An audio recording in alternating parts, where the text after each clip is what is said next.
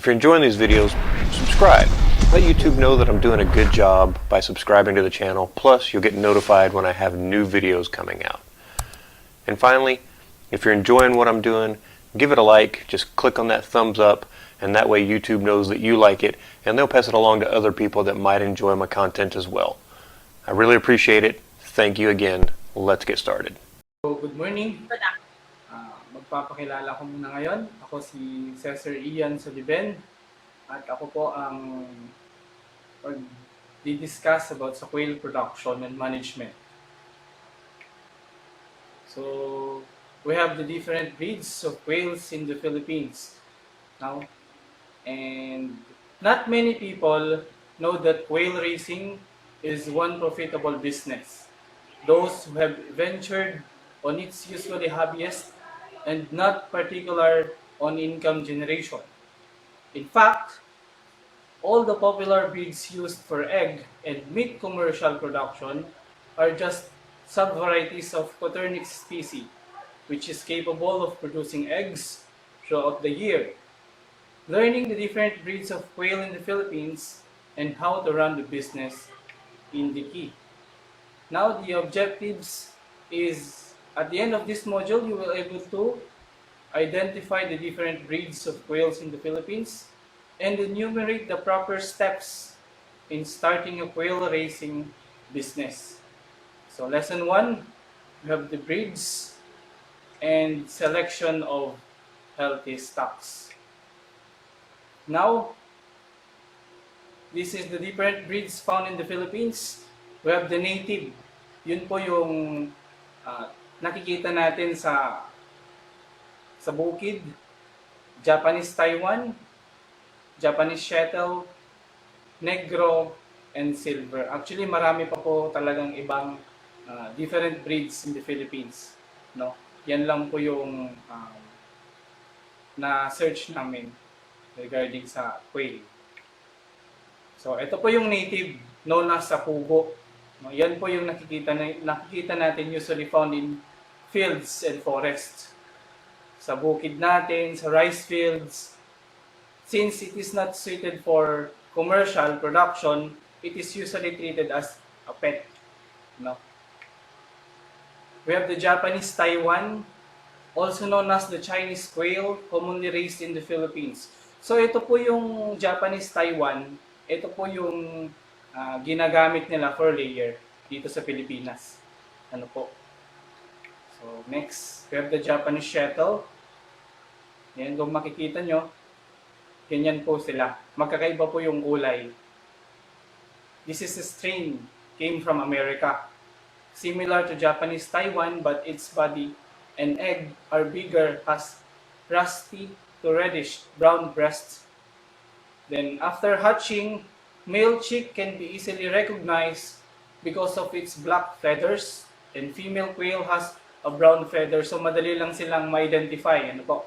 Then they can lay eggs up to 12 months. Recommended for commercial production because of its capability as heavy egg producer. We have the quail negro. Yan. Black or grayish black, used as pet. Next, we have the silver. Yan, silver quail. Most common mutation and has all feathers in varying shades of light pastel gray. From the Canaan Valley, Egypt. Yan. Good breeders and can be used as pet. Karamihan po yung mga ganyan gumagamit is sa Amerika na po, sa ibang bansa. Pero meron din mangilan-ngilan, pero dito sa Pilipinas, usually they can use as pet sa kanilang bahay. Next, did you know that there is a new breed available in the market today? A cross between the Japanese Shuttle and Japanese Taiwan is the new breed today. Its offspring is commonly used in egg production and can lay eggs for 12 to 14 months. Male and female brood can already be determined at 1 day old. Through this crossing breed, the good characteristics of both breeds are obtained. Lesson 2, selection of healthy stocks. It is recommended to start with quail pullets about 30 to 35-day old. Some pointers in selecting quails are: number 1, body conformation. Choose birds with uniform size. Record the parent stocks. For the beginners, it is recommended to start with the Japanese shuttle breeds. It's because of its characteristics as heavy egg producers. So, ang ginagamit naman nila usually pag brooder stage, ano po, hindi mo na makikita yung mga male pagdating sa brooding. Kasi bago nila sa sa sa kanilang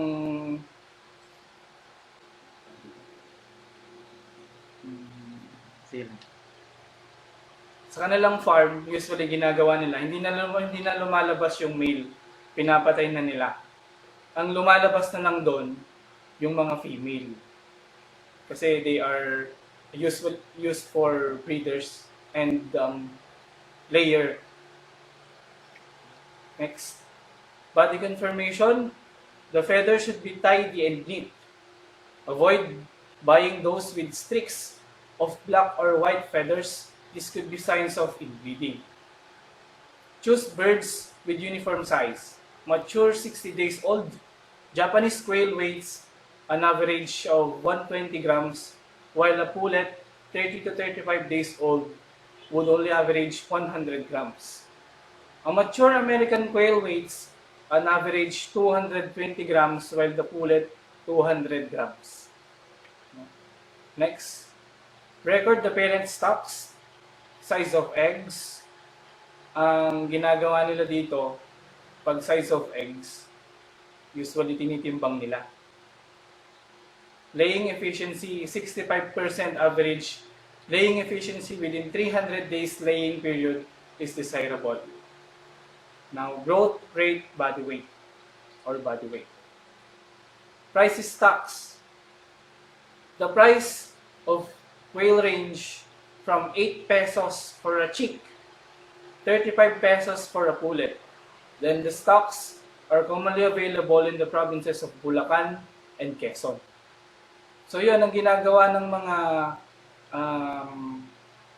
mga businessman naman pagdating sa brooding. Nag-order naman sila sa mga Bulacan and Quezon kasi sila yung nagbo-brooding talaga. Sila po yung nagde-determine kung male or female yung pullet natin. The same time, yung mga businessman naman dito sa around Sabela, Quirino, dito sa Region 2, doon din sila kumukuha. Kinukuha na nila for female, dito din naman nila inaalagaan. Ano po? So, they lay about 300 eggs in their first year of life. After they produce about 150 to 175 eggs in second year. Eggs production gradually decrease after their first year of laying period. Size of flock. The size of initial stock totally depends on the financial capacity of the raiser. However, it is not advisable to start big. No? Quails are easy to raise, but as a beginner, you should first get the necessary experience before going into large scale. Quails multiply rapidly, and therefore expansion will not be a problem. For business purposes, a beginner can start with 1,000 pullets. Yes, that's true po. So, pag beginner ka, lalong-lalo na po sa quail layer, is nag-start po sila 1,000. So, let's proceed to another topic. Feeds and feeding, housing, and management of quail. Overview. One of the important things to consider to be successful in quail raising is to practice the proper cultural management. Cultural management practices determine the extent of the potential performance of quail. In this module, all the needed inputs, recommendations, and appropriate technologies are discussed from location, housing, and equipment, layer management, feeding management, up to record keeping. At the end of this module, we'll able to identify the proper location for the project, determine the materials and equipment needed for the quail housing, describe the appropriate management of layers, identify the recommended feeds and feeding management, and describe the importance of record keeping. Ito po yung lessons natin. Number 1, location. Napaka-importante yan. Housing and equipment, lighting management, brooding and rearing management, layer management, feeds and feeding management, and record keeping. 1. Location. Ito po. It is important to house quail in a protective environment as their size and grounded nature make them easy and preferred targets for predators. Napaka-importante po yan yung housing. Yung location po ng housing. No? Mostly yung mga nakikita namin dito sa Isabela, pagdating naman po sa housing, maganda yung location, at the same time may mga puno-puno na mag-absorb po ng bahong amoy. Ano po yung mga puno. O pwede din kayong magtanim po dun sa mga gilid-gilid ng mga flower para hindi po talaga mangangamoy yung quail. Ano po. At the same time, dapat po air ventilated yung house para hindi naman po sila may stress yung quail. Next. A study was conducted to determine how different type of music influences the performance, egg quality, behavior, and economics of raising Japanese quails. Results show the following. Quails exposed with reggae music significantly improved eating habit and are less aggressive compared to quails provided with metal-y music. Provision of random and classical music increases egg production and improved feed conversion ratio. The consequently increases profit than the normal management practices in quails. Reared without any exposure to music. Napaka-importante po talaga yung music. Ano po? Even radio. Ano? Maglagay po tayo ng music. O para ma-improve po yung paglilay nila yung ng egg. At the same time, magiging aggressive sila. Para pag may music po kasi, hindi sila mabibigla pag may tao o kaya naman another maririnig nila na ingay. Parang ganun. Magugulat kasi sila. And yung quail na yun, pag nagulat, may stress. Ano? So, dapat talaga may music or kaya radio na kanilang naririnig.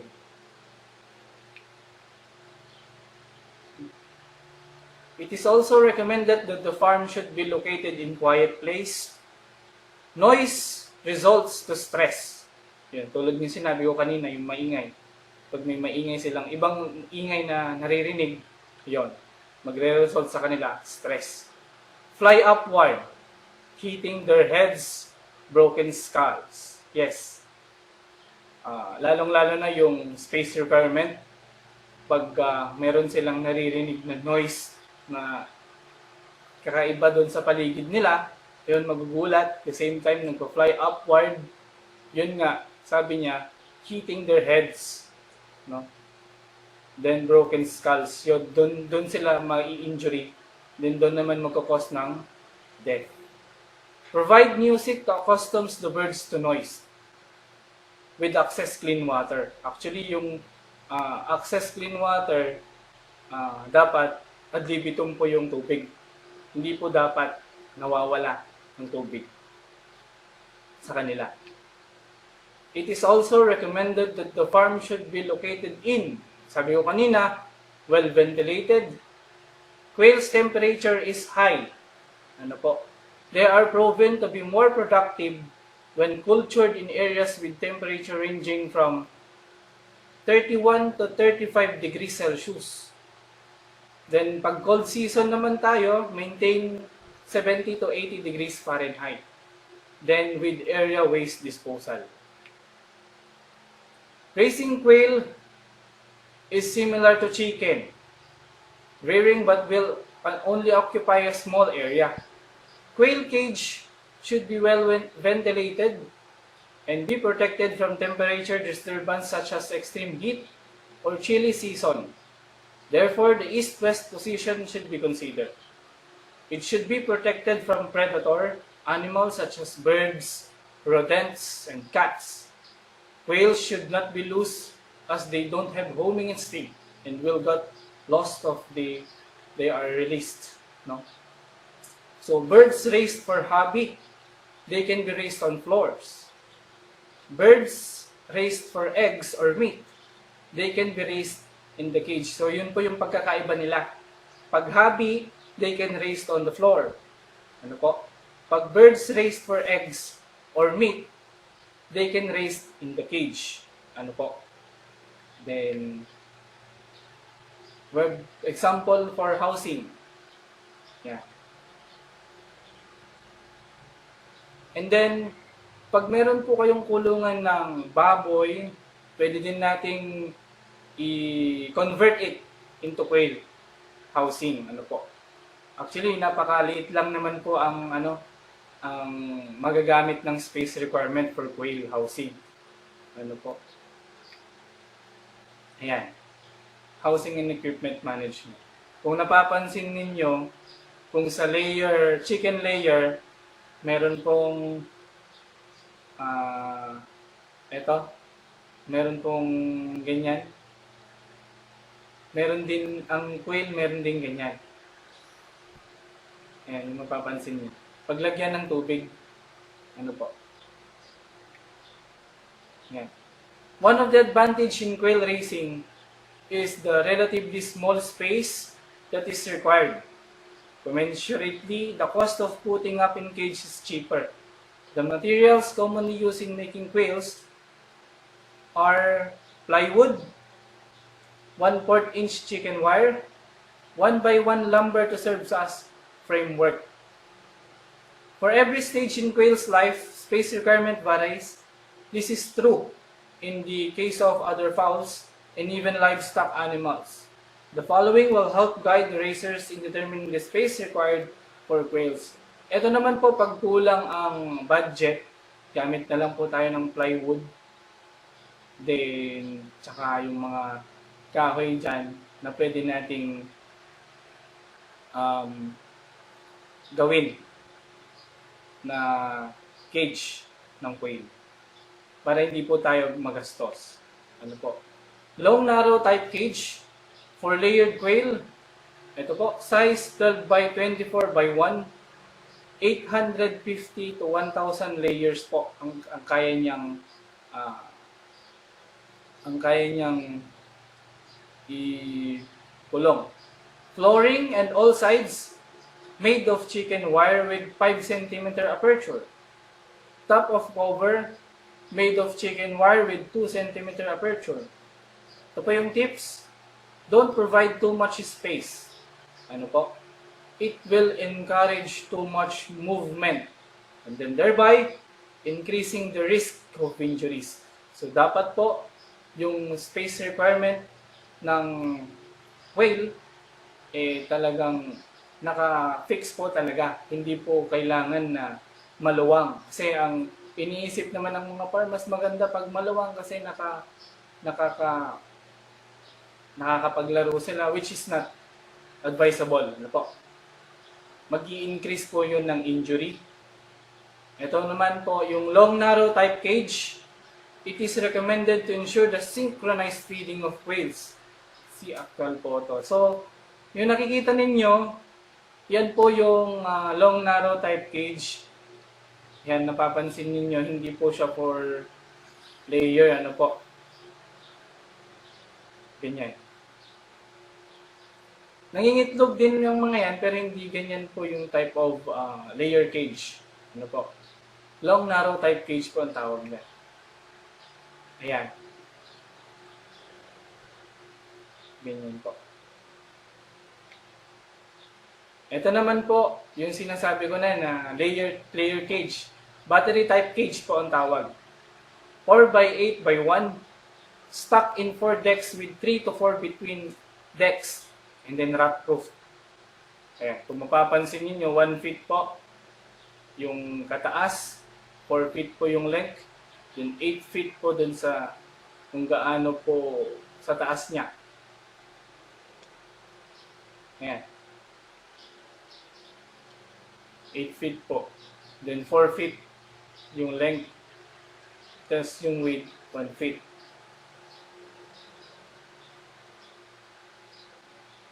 Next. For brooding stage. Yan. For layering.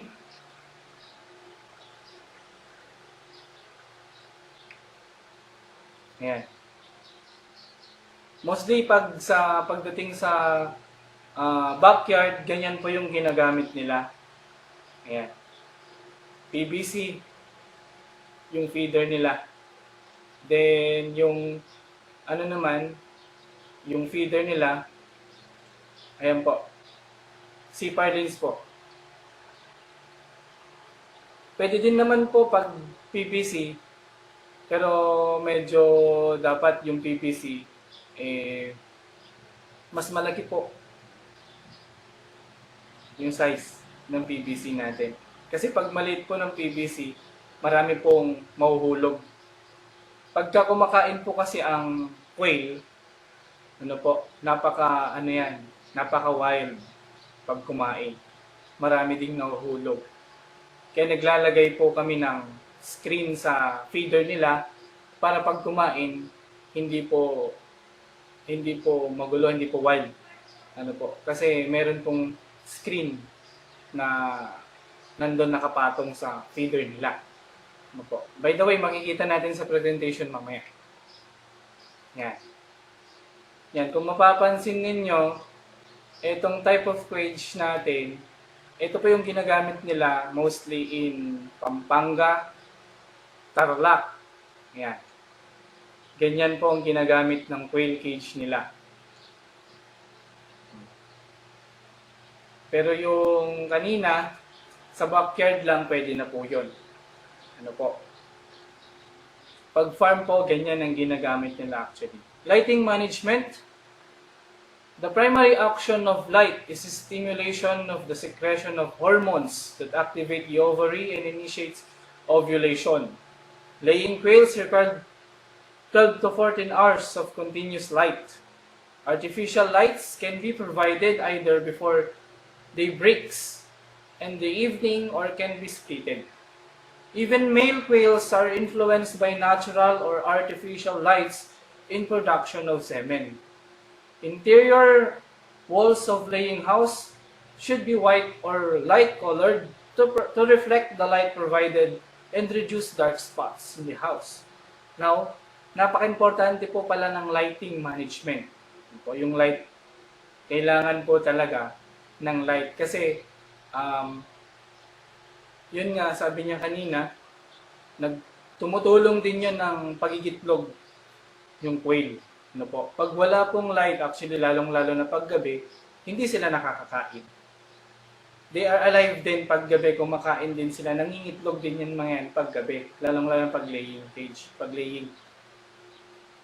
stage. Kailangan talaga ng ilawan.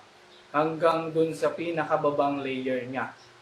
Hindi po dapat na hindi naiilawan. Naiilawan yan, lalong-lalo na sa feeder nila.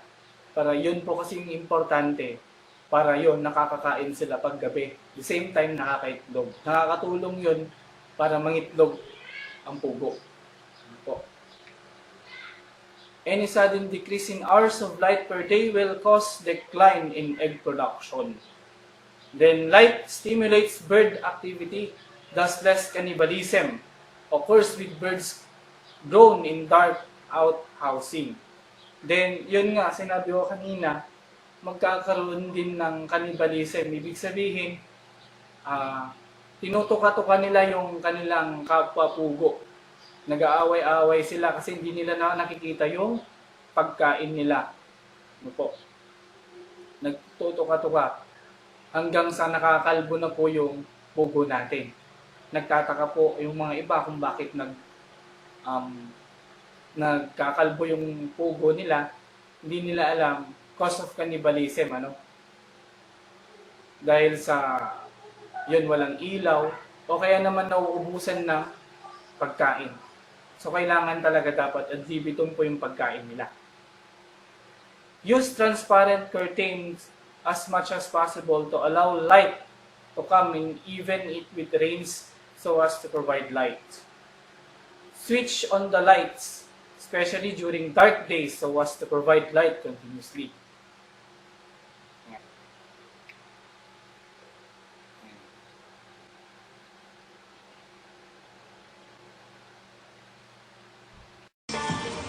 Every time I get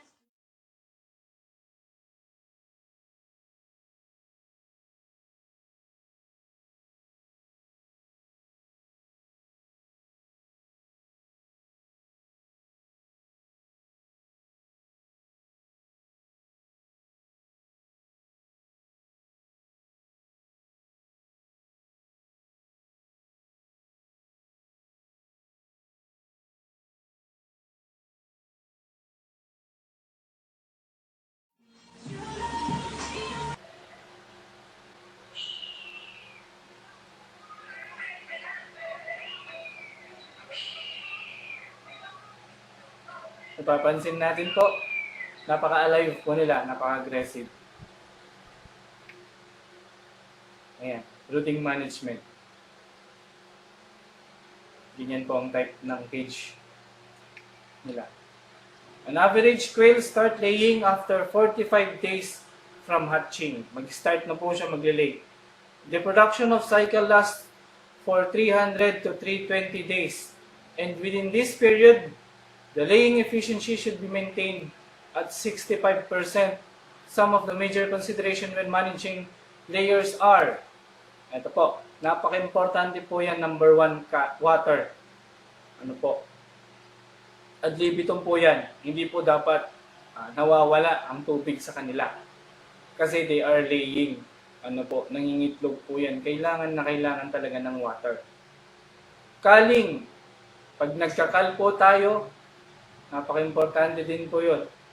Kasi ito po naman yung disadvantage pagdating ng laying, mga layers.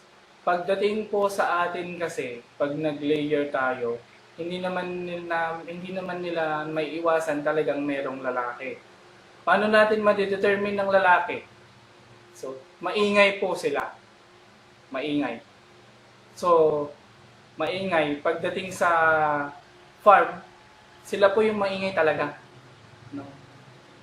So, kailangan natin i-determine yon. Makita natin yung maingay. Yung pugo na yon. At yun po yung ikal natin, kunin natin. Hindi po sila mangingitlog talaga. So, siya pang kumakain ng feeds. No? So, now, removal of waste. Kailangan talaga yung removal of waste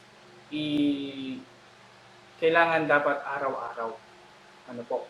Araw-araw. Para males po yung langaw, the same time hindi po siya mabaho sa environment. Lalong-lalo na pag maraming bahay nakatabi, kailangan po talaga maglinis araw-araw. Light, sinabi ko kanina, kailangan yan, light. Mixing of male birds. Ito naman ang ginagamit ng pag-mixing of male bird. Ito naman for breeding purposes. Ano po, yung nagbe-breed po. Yung water. Like any bird, quail needs a lot of fresh and clean water all the time. Yun, yung kanina, dapat talaga ad libitum. Especially for layers. Since water is essential for egg development, whenever possible, flowing water should be maintained except when there is supply problem, in which case water should be replaced 3 times daily, and the watering through must be clean every day. Ano po? Ayan. Nakita natin, meron pong nagpapainom sa kanila. Ayan. Si Kuya.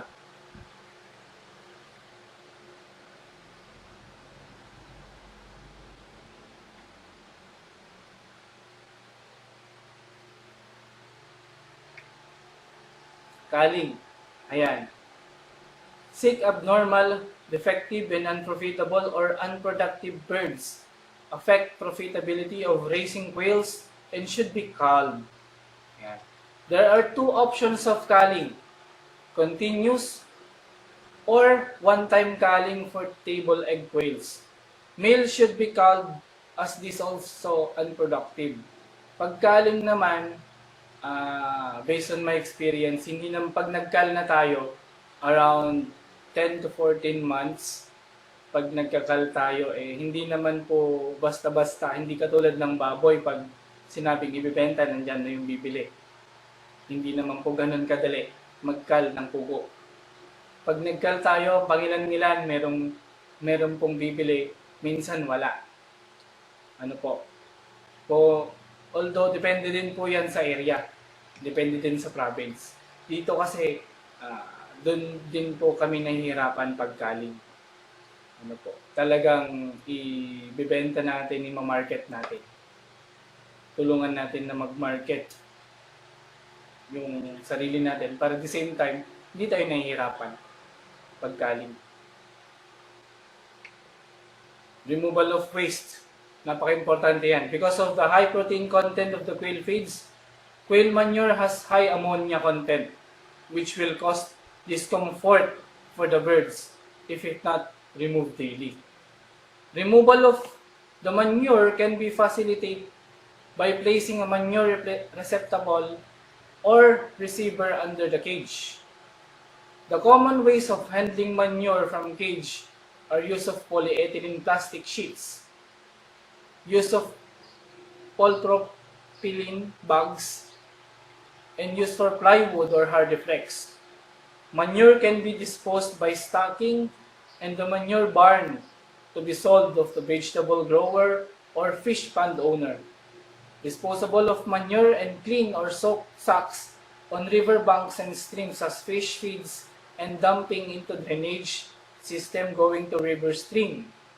Biosecurity is very important as handling waste disposal as bacteria, virus, parasites are present. Pag hindi po kasi tayo nag-removal of waste, mangangamoy, the same time magkakaroon to ng discomfort po yung birds natin, magkakasakit. Ano po? So hindi po sila, that's not the advisable po. Kailangan po talaga maglinis. Ano po? Kasi, ayun nga, sabi niya kanina, high content of protein, high protein content, magkakaroon po ng ammonia, yung feeds. Ano po? Yung tae nila, magkakaroon po ng sakit pag hindi po tayo nag-release po ng waste. Ito po yung easiest way for cleaning quail manure. Ganyan. Depende rin po sa farm. Ano po. Pero yan na po yung pinaka the best. Para at the same time, yung time po natin mapapabilis. Ano po, yung trabaho mapapabilis. Pagdating naman pag sako naman o kaya polyethylene, kailangan talaga labhat po yun and then papalitan ulit. Pero pagka ganyan po, easiest way for cleaning quail, mapapabilis po yung paglilinis natin. Hardiflex po yan. Light. Laying quails may be given extra light up to midnight. This may allow the birds to consume the feed in the throat. Furthermore, the weaker birds in the group will have enough time to eat after the dominant ones have eaten their share. Ayun, sinabi ko kanina, kailangan talaga ng light, lalong-lalo na paggabi. Ano? Ganyan. Proper lightning. Kailangan na iilawan hanggang dito. Ano po? Hanggang doon sa baba. Kailangan na iilawan talaga. Pag hindi po kasi naiilawan, konti lang na-produce ng egg. Konti lang na-produce po ng egg. Pag hindi naiilawan. Ano po? The same time, nagkakanibalism sila. Kasi hindi nila nakikita yung pagkain. Cannibalism, yun yung nagtutukahan-tukahan sila. nag-aaway-away. Yun nagkukos ng pagkalbo sa kanilang katawan. Losing feathers. Mixing of male birds. Ito naman po yung ginagamit nila pagka nagbe-breeding tayo. Ano po? Ito po yung difference between female and male. Ito po. Speckled chest feathers. Ayan. Then, pag male naman, brown. Ano po? Depende po yan sa breed. Tapos, pagdating sa male, maingay talaga. Ano po? Loud, crow, at maturity. Maingay yan. Pagdating ng male. The major cause of failure in quail racing is the faulty feeding practice employed by the racer. Most of our quail racer today feed commercial chicken feeds to quails. This is an erroneous practice and it should be corrected. The protein requirements of chicken and quails are different, and as such, the use of chicken feeds in quail racing is not advisable. Meron din kaming nakikitang racer, pinapakain nila chicken layer. Bakit po chicken layer, sir? Sabi namin, because of this pandemic, naubusan daw sila ng stocks sa market. Kaya, ang binili, chicken layer, which is not advisable. Kasi nga, mas mataas ang crude protein ng quail kaysa sa chicken. So, this is the comparison of crude protein requirements of two birds. We have the chick stage, 28% pag quail. Pag chicken naman, 21%. Grower stage, 24% ang quail. Ang chicken naman, 16%. Then, pagdating naman ng layer, 26% ang quail. Then, ang chicken, 15%. Ano? Yan po ang crude protein requirements ng quail tsaka chicken. Kaya, not advisable. Ang mangyayari kasi, pag pinakain natin ng chicken layer yung quail, unti-unti bumababa ang layer yung pangingitlog. Kumbaga hihina na sila. Kasi nga, hihina ng pangingitlog at the same time magkakaroon din sila ng sakit. Pag chicken ang pinapakain natin, chicken feeds. Ayan. From the comparison of crude protein requirement of the quail and chicken, we can clearly see the marked difference in the primary requirement of both birds. Another disadvantage of feeding chicken mash to quail is the very occurrence of molting, which affects severely the egg production. Ayun.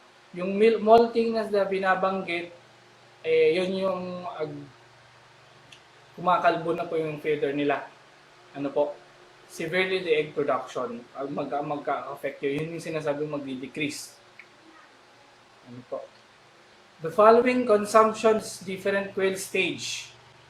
Ayan. Ito po yung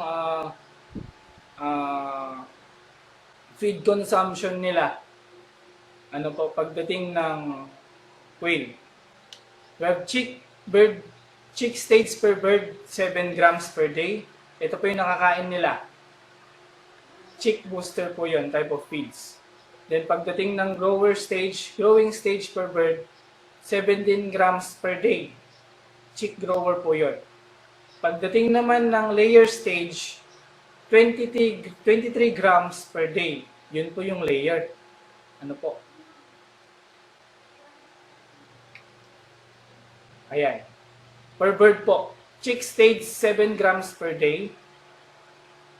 Around 0.0707 times 1,000 birds, 7 kilos po, times 15 days, 105 kilos of feeds ang nakakain nila per day sa 1,000 birds. Pag grower stage naman, 17 grams per day, 0.17 times 1,000 birds, 17 kilos per day, times 20 days, 340 kilos po. Then, pagdating naman, pag layer stage naman, 23 grams per day. 0.23 times 1,000 birds is equal to 23 kilos per day. Yan po ang nakakain nila araw-araw per day po. 105 kilos of feeds pag chick stage. Pag grower stage naman, 340 kilos. And then pag layer stage naman, 23 kilos. Ano po? Additional information, yan. Pag feeds, yan po, pag kumakain sila, at the same time yung production, marami. Ito naman po, good for backyard. Yan. Kung napapansin natin, napaka-konti po yung space requirement. Ano po? Ayan ganyang stage, around 1,000 quail na po. Ayan. Kung mapapansin natin, meron po tayong yung sinabi ko po kanina, meron pong plastic screen. Ano? Kung bakit may plastic screen, sinabi ko po kanina, wild sila kumain. Ano po? Para hindi po wild kakain, yan, pwede pong lagyan po ng screen para hindi po nahuhulog yung pagkain nila. Kasi marami pong nahuhulog pag walang screen. Ano po? Para hindi po sila wild kumain. Wild po kasi sila kumain. Kaya naglalagay po sila ng screen. Para walang nahuhulog. Less po sa feeds. Pag wala pong ganyan, yung screen na nakalagay, approximately pagdating ng isang araw, pag nagpakain ka, around 5 to 6 kilos po nawawala sa 1,000 birds. Ano po? Pag walang screen. Kaya kinakailangan po talaga meron screen. Ano po? Next. Ayan. Pagpapakain po. Ganyan.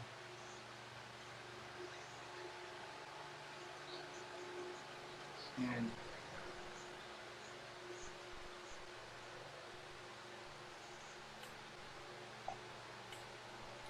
Last na yan.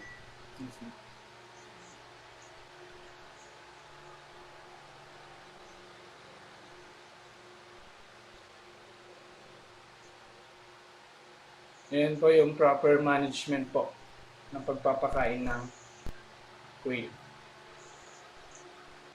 Yan. Ganyan. Para wala pong mahuhulog na feeds para nakakain nila. So, ito naman yung cost and return ng house and cage, no? So, total of 29,000 naman po yung house and cage natin, divided by 5 years. So, ito naman is equivalent is to 5,800. So, kung mapapansin ninyo, no, bakit 5 years? Yun po yung depreciation period ng kanyang house and cage. So, every year, meron po tayong amount na 5,800, no, sa house and cage. Yun po yung tagal. No? Next is yung quail, 1,000 heads times 28 pesos, equivalent to 28,000. Then feeds naman, meron tayong cost, 158,700. Electricity and water, we have 5,000. And vitamins and disinfectant, 4,600. The total of 202,100 in 10 months. 10 months po siya. Yan po. Next, the gross income. We have the eggs. Daily po ito, no? Ito pong 716 per day times 30 days times 10 months equivalent to 214,800. Now, kung mapapansin natin yung 700, kung bakit 716 per day yung kinompute natin, no? Yun po yung average daily egg production natin sa quail. Ano po? Hindi po, ay tumataas naman po siya. Dadating yung magpipick siya ng 850 to 900 sa 1,000 heads.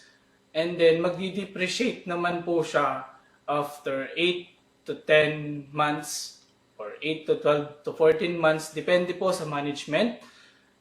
Kaya kinuha ko po yung 716 na production per day. Ano po? Yun po kasi yung average. Then, quail cal, 15 pesos po per head dito sa amin times 750 heads. Actually, kung sa 1,000 na heads natin sa layer, hindi naman totally 1,000 din yung pag nagkal tayo, no? Marami din tayong mortality. Marami ding namamatay. So, ito po, estimated cost, 750 heads times 15 pesos, equivalent to 11,250. So, total of gross income, 226,050 pesos. Then, less expenses, we have 202,100. Then, equivalent to net income, meron po tayong 23,950 in 10 months po na cycle ng quail production. Depende rin po yan pag sa management. Actually, mangingitlog yan 12 to 14 months. Kaya yung 10 months lang, yung kinuha ko, dun lang kasi nag-start na magkal. Ano po. Pero depende rin yan sa management. No? Aabot yan ng 12 to 14 months. So ngayon, pwede din natin itong mapataas yung net income natin, no? Meron din tayong tinatawag value adding. So napakaganda ng quail farming. Hindi lang tayo naka-base sa quail production, sa quail egg production. Hindi lang pala tayo naka-focus doon, kundi meron dang padagdag na yung quail eggs, pag di natin nabenta, pwede din nating i-boiled, as salted, gawin nating pickled, or even as, yung nga, sabi na, balot, also known as pugulot. No? We have the quail meat, can be served as barbecue. Yan, napaganda. Meron ding fried, as adobo, ginataan, or any dish the way chicken is prepared. So, yun po. Para mapataas yung kita natin, pwede din nating idagdag yan. So, napakaganda ng quail farming. Ano po? Thank you and happy quail farming, each and everyone.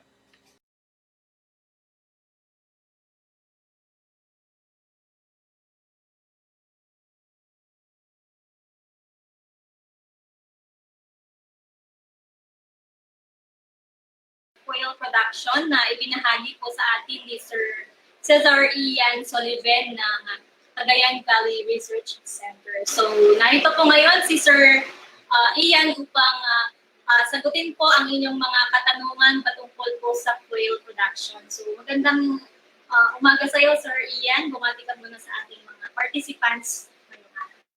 And good morning sa ating lahat.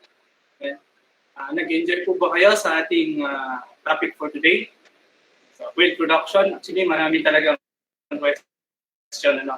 Thank you for that opportunity.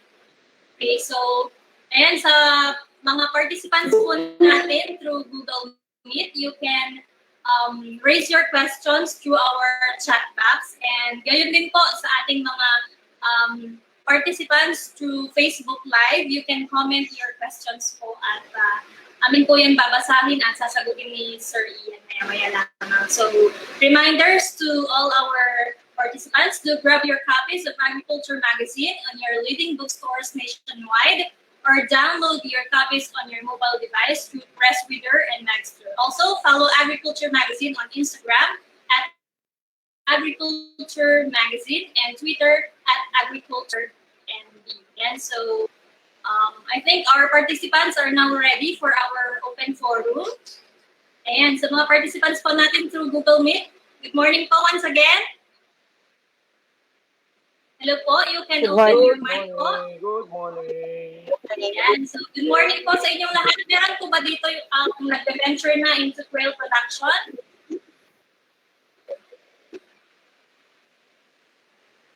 po. Meron akong nag-aalaga dito ng pugo. And so, mukhang nahihiya yung ating ibang participants. Anyway, we have questions here, Sir Ian, na singin ng ating mga participants to meet and also through Facebook Live. So, we start with the first question from Leona D. Samson. Sir, for commercial production, ilan po ang recommended number of stocks for starter? For commercial production tayo, actually, pag commercial talaga, around 1,000 heads po ng stocks na recommended for stock starter po. 1,000. Ayan, so I hope Ma'am Leona is still here. Ayan po, so gaya ng sabi ni Sir Ian, 1,000 po. Opo. Okay, so another question from Neil Kimura. Among the three, ano po ang magandang egg production sa breed po? Sa breed po at ayan sa among three, actually depende po yan sa management. Maganda po silang lahat. Nakadepende po yan sa management ng practitioner natin, sa racer natin. Maganda po yan lahat. Okay, so another question, sir, from Sir Peter John Tejada. Yan, sabi niya po, maganda po bang gawing thesis ang pugo? Yan, napagandang question po yan, sir. Ano po? Maganda po ba ang gawing thesis ang pugo? Actually, based on my experience, na-experience ko lang naman yung sa layering. Ano po? So, pag thesis, siguro pwede din natin gawin yan for study. Kung paano natin mapapalago pa yung production natin based sa feeds. Or depende yan sa study po. So, I think Ms. Rodmira Narvaez is raising a hand. Hello, ma'am. Good morning. Do you have a question po for Sir Ian?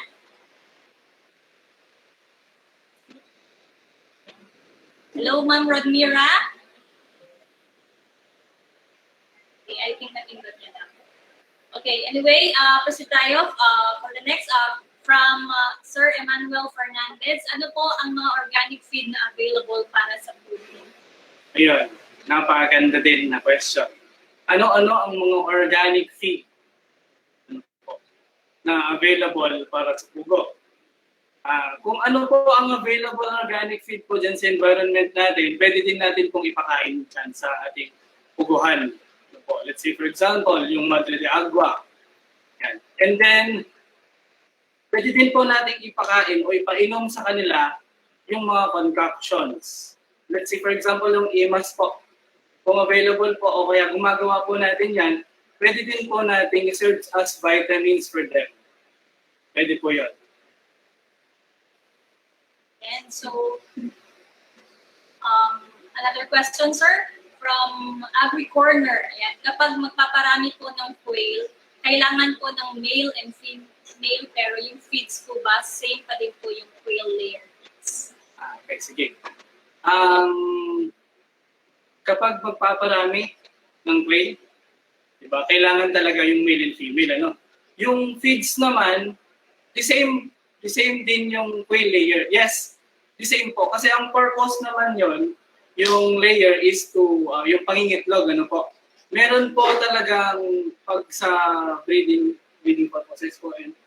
So pagpaparami, so kailangan din ng quail layer feeds. Yun po yung feeds natin, ano po. Yung quail layer. Okay, so may follow-up question po. Paano po ba pwedeng mag-imbak ng itlog pugo if ang purpose is mag-incubate ng eggs? Yeah. Kung ilang araw, actually sa ideal purposes naman po mga sir, kung ilang araw, pagka sa incubation naman actually nasa 2 to 3 days po. Na depende po yan sa order kasi po, ang ginagawa kasi niyan pagdating sa incubation, nagbo-booking kasi sila, may booking na tinatawag. Tinitignan nila dyan kung ilang nakabook sa kanila, doon nila i-incubate.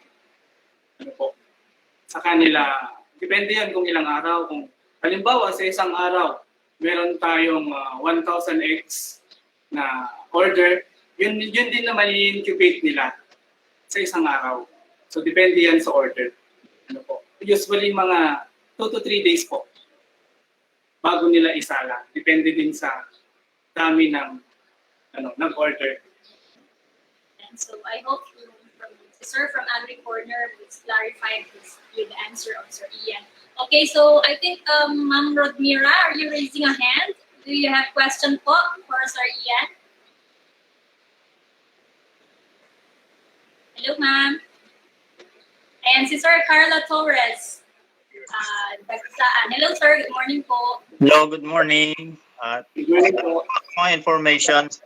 May tanong lang po ako. Ano pong magandang alternative sa laying feeds kung naubos na po sa supplier? Para hindi bumaba yung production. Pag naubos po, which is not necessary naman po na hindi naman po natin ipakain yung chicken layer. Ano po. Kung ano pong available feeds na layer po for quail only. Opo. Yun na lang po yung pwedeng ipakain doon. Halimbawa, yung brand natin ng quail, halimbawa yung brand natin ng feeds, pag yun naubusan, pwede din natin bumili ng ibang, basta for quail layer po. Pwede po. As long as hindi po pwede kasi nauubusan ng pagkain. Kailangan po talaga. Thank you. Okay na po. Okay, so next question.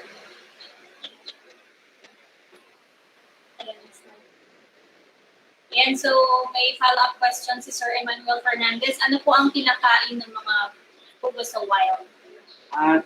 Ang kinakain naman ng pugo sa wild, actually, kung ano yung nakikita nila doon, let's say, for example, para yung mga birds. Ganun din kinakain nila. Halimbawa, yung mga uod, tapos yung mga grass na pwede nilang kainin para mabuhay. But sir, is it advisable na pakawalan yung alamin natin pugo? Sa Gaya ng sabi ni Sir, kasi kung meron silang pwedeng kainin sa wild, so advisable ba na pakawalan natin? Ay, hindi. Actually, ang pagkakaiba kasi ng pugo sa wild tsaka layer. Ang layer kasi for months carefully, parang domesticated, parang gano'n. Yung sa pugo kasi, yung sa wild kasi, sila na mismo ang bumubuhay sa sarili nila. No? For layering, yun nga, months care. So, hindi advisable na pakawalan sila sa wild, sa layer. So yung kinakain nila from the wild, siguro yung mga nasa tabi na lang. Tabi na lang. Yes. Okay, so unlike chicken, unlike chicken na pwedeng i-pakawalan. Okay. So, another question from Harley from Facebook Live with us, sir. And once a day lang po ba nangingitlog per head ng female quail? Yes po. Once a day lang po. Ilan ang minimum na eggs nila per day? Depende sa heads. Okay. Nakaka-encounter din po ba kayo ng disabilities sa mga nag-hatch na eggs, especially if they are into incubation?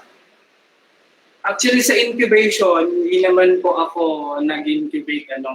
Na-experience ko lang kung paano mangalaga ng layer. For incubation period, hindi ko na po masasagot yan. For incubation. Kasi almost lang ako sa layering. Thank you po. Okay. So, next question. Ayan, from Sir Emmanuel Fernandez again. Okay. Ano ang nilalaman ng commercial feeds? Nilalaman po ng commercial feeds, sir, hindi naman po ako nasa sa planta.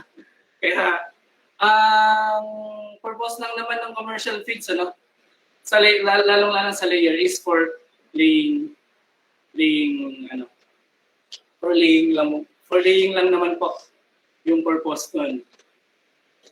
And so may follow-up siya on how to make Pugo feeds. And so I think we will be discussing that. Yes po. Separate discussion po siguro yan. Okay, so from Sir Jason Inocencio, sir, ang Pugo, maselan po ba sila pag isang ingay, di na sila mangingitlog? Yan, napaka-ganda po ang ating question na ating napakinggan. Ang Pugo, maselan po ba sila pag isang ingay, di na sila mangingitlog? Actually, nangingitlog yung mga yan. Ano po? They're earlier. Ngayon, pag mayroon silang naririnig na ingay, na ang nagre-result sa kanilang katawan is stress. Ano po? So, pag nai-stress sila, nangingitlog pa rin. Nangingitlog pa rin. Pero yun nga lang, stress, ang magiging kinalalabasan ng stress na pugo, pag nangitlog, white egg. Pag white egg po ang production natin, yun po ang signs na stress po yung pugo natin. So, very showy pala yung ng Opo. Pugo natin, sir. Yung sa emotion nila. Nakikita pala sa itlog. Opo, ma'am. Okay.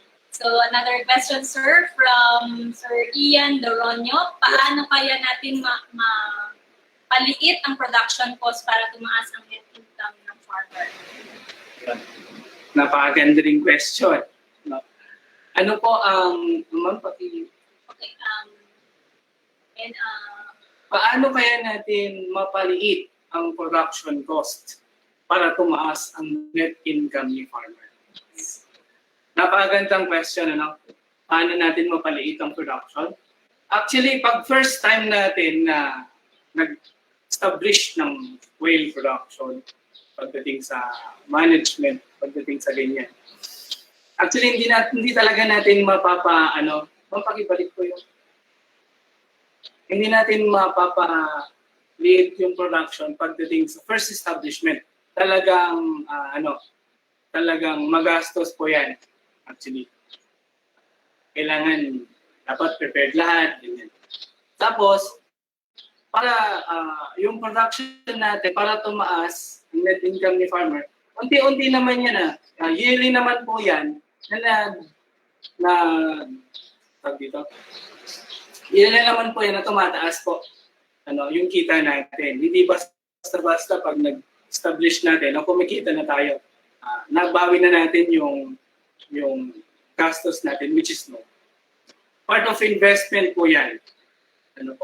So, yearly, tumataas ang net income ni farmer hanggang 5 years. After 5 years na nag-establish na ayun, nabawi na po ni farmer yung production cost. At the same time, yun na din po yung lives, yun na po yung natin, kita ni farmer for the whole next yearly.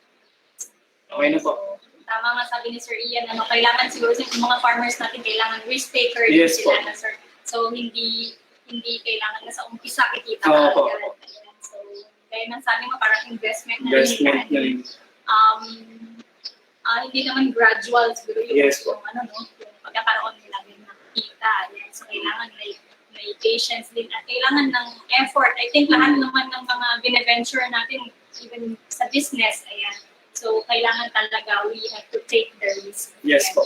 And then, as a strategy natin yan, sir, kung paano palalaguin yung ating Ang production. production. Okay, so, reminder once again to all our participants and to all our viewers via Facebook page, do grab your copies of Agriculture Magazine on your leading bookstores nationwide or download your copies on your mobile device through Press Reader and Maxter. Also follow Agriculture Magazine on Instagram at Agriculture Magazine and Twitter at AgricultureMD.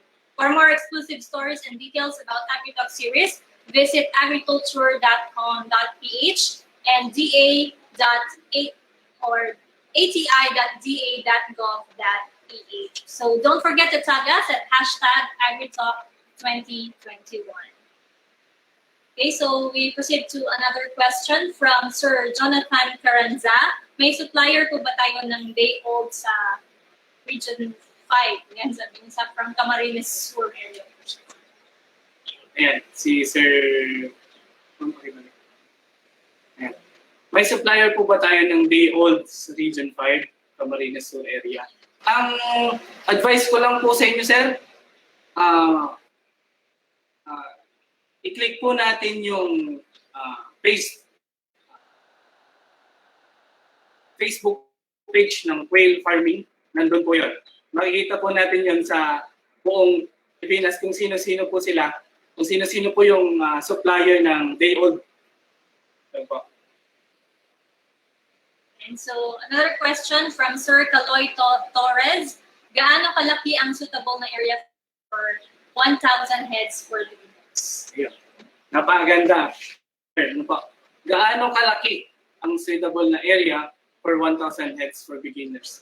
Actually, sir, sa kung gaano space requirement po ng area, actually, nasa ano yan? Nasa 50 by ano? Pag sa 1,000 heads, actually kung meron po kayong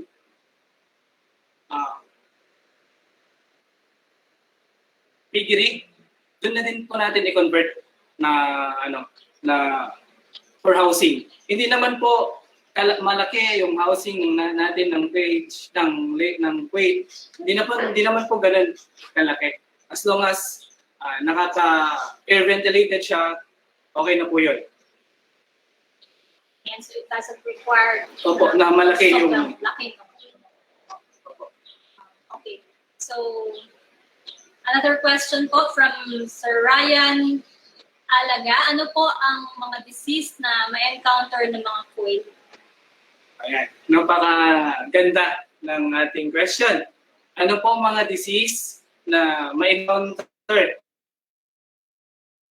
Experience, wala naman po kaming nakita na nag-disease sa amin pong quail. Ano po, sa amin pong backyard. Actually, pag may namamatay po, yun po yung nakukulangan siguro sila ng pagkain, or at the same time, yung pong cage nila, yung cage. Means yung sa amin kasi, hindi net po kasi yung yung cover niya dun sa taas. Kaya tinutuka-tuka nila, dun po sila natatalian ng ganyang mga paa. No? Doon po nagkukos ng death. Actually, pag disease naman, wala naman po kami na-encounter na disease ng quail. Depende na lang po yan pag sa environment natin, kung nagkaroon po yan ng bird flu, yung pagsakit ng mga manok, baka maaaring mahawaan sa ating mga quail. Kaya kailangan advice ko lang, dapat po nadi-disinfect yan once a month o once a week para at the same time, para malinis po yung ating kulungan. Yun lang po. Huwag ihahalo siguro sir sa chicken. Opo, wag po. Okay, so another question sir from Sir Ma'am Leona D. Samson. May program po ba ang API to sponsor? Sa amin po yun, to sponsor or collaborate with state colleges to set up quail production para process students. And I think we will answer that later on, ma'am. We will contact you po after this webinar. Okay, so another question from Ms. Glazel Makapulay. For beginners po, what type of housing po ang need ng quail? Ayan. Actually, dito sa amin, sa pagdating ng housing, pag meron po tayong piggery, pwede din na po natin i-convert yon into housing po. Ano po? Basta ang lang po namin, ang advisable naman namin, meron po siyang tolda dun sa gilid. Ano po? Tapos net, chicken wire, lagyan po natin ng chicken wire, tapos tolda po dun sa mga gilid-gilid niya para air ventilate at the same time, hindi po siya napapasok ng daga. Hindi naman po necessary na pag beginners tayo, kailangan, dapat maganda na po yung housing natin, which is naman, pag beginners po. Yun po yung advisable namin. Thank you, sir. So another question po from Sir Reynaldo Cabrera. Ilang taon ang magandang pag-aalaga ng mga lalaking pugo po? Ayan. So, sir, ilang taon ang magandang pag-aalaga ng mga lalaking pugo? Hindi ko na po masasagot dyan, sir. Kasi ang gumagawa na po yan for mga breeders purposes, yung mga nag-breed. Sila na po ang nakakasagot dyan, sir. Kung ilang taon ang maganda. Kung ano na sa mga breeder purposes na po dyan ang sasagot. Thank you po. Ayan. So another question po from Miss Jasmine Quileste. If hindi po available ang feeds na nakasanayan nila at bigyan sila ng ibang brand na ipapakain, may effect po ba yun sa production ng eggs? Ayun. Meron po. Hindi naman po basta yung brand natin i-shift natin sa another brand. Meron pong effect yun. Actually, maaaring babagsak yung production or maaaring tataas. Ano po? So, advisable natin, gradual shifting po ang, pagka ganun na mag-shift tayo, mag-gradual shifting po tayo. Yun po. Meron po positive po na effect ng pugo production ng eggs. Maaari pong tataas ang production o bababa man ng production, unti-unti yun tataas kasi yun nga, sabi nga, pag kumain na siya ng bagong feeds, magkikilalanin nun sa kanyang katawan, at the same time mag-adjust na po siya. Thank you. And so kailangan bigyan ng adjustment period yung natin, gubit natin sila bigyan ng ibang brand. Gradual shifting po ang kailangan pagdating sa ganyan. Okay, so next question.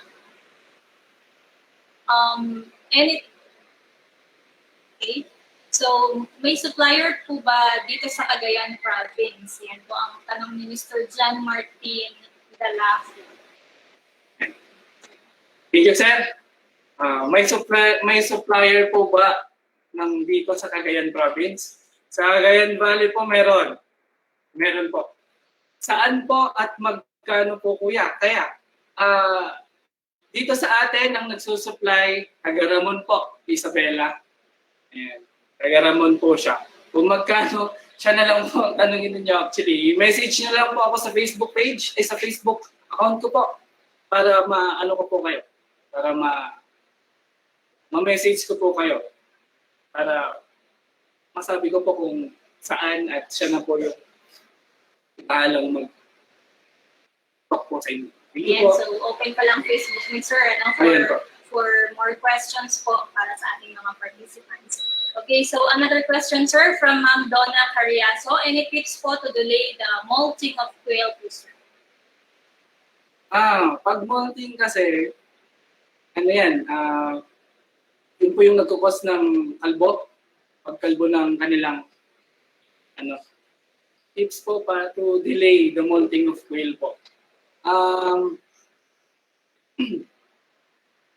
Yun nga, pag molting kasi, di ba, nakakalbo.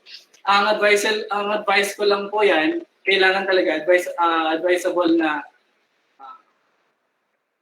dito. Yung pagkain po, talagang kailangan na meron at merong pagkain, hindi po sila nauubusan.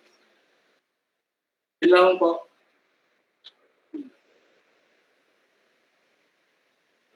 Okay, so another question po from Miss Jade or Sir Jade Harrell Castillo. Ayan, pwede po ba kayang mag-formulate ng sariling feed sa mga quail at kung oo po, papareho lang din po ba ng chicken? Saan po? Pwede po ba kayo? Pwede po ba kayong mag-formulate ng sariling feed sa mga quail? At kung oo, papareho din po ba ng chickens? Actually,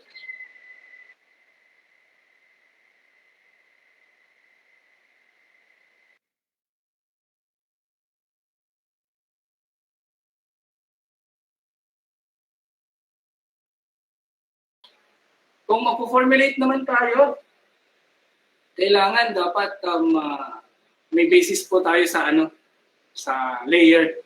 sa quail feeds po ng layer po. Para at the same time, hindi po sila mabibigla sa pagkain. Yun lamang po.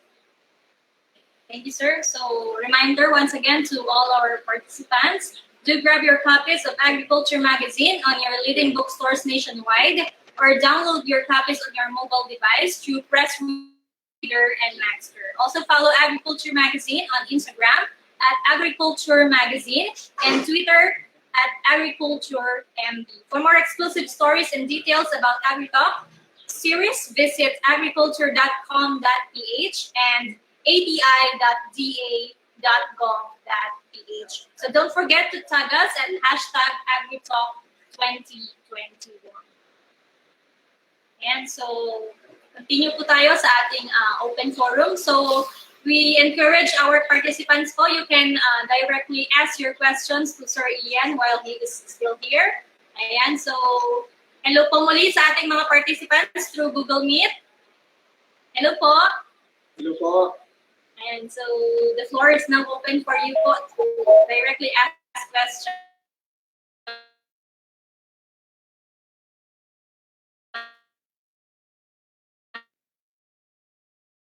Ganda namin mga participants.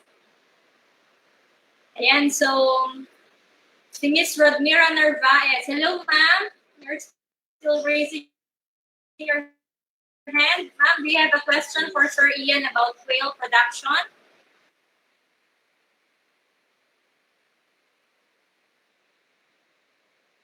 Do you have questions pa po to Sir Ian? Mukhang nasa shy sila, sir.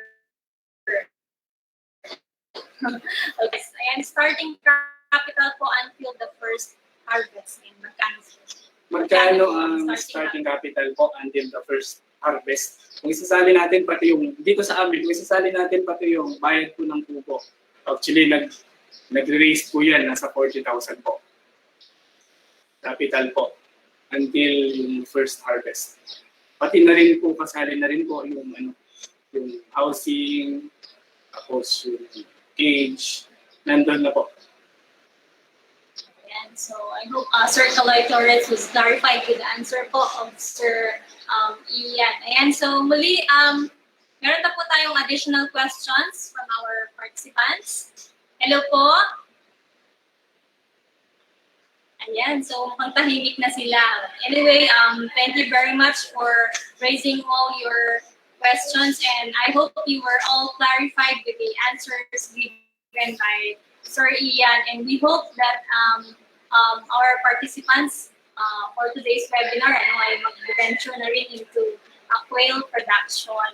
Ayan, so reminders to all our participants po, please don't forget to fill out the forms given to you.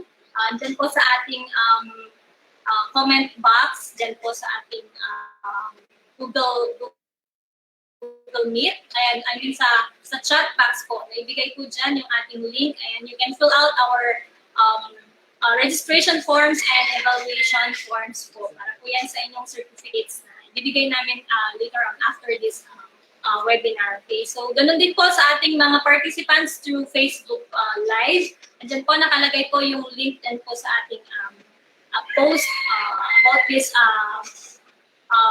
quail production. Ayan, on the link provided po. Ayan.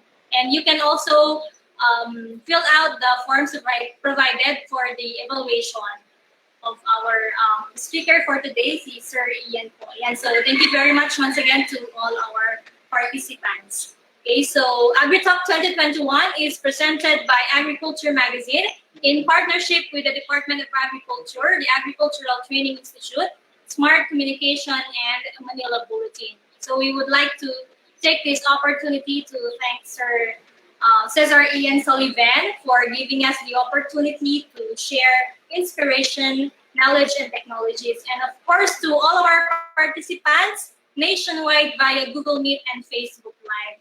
Thank you very much for joining us on AgriTalk 2021. Once again, a safe morning to all of us.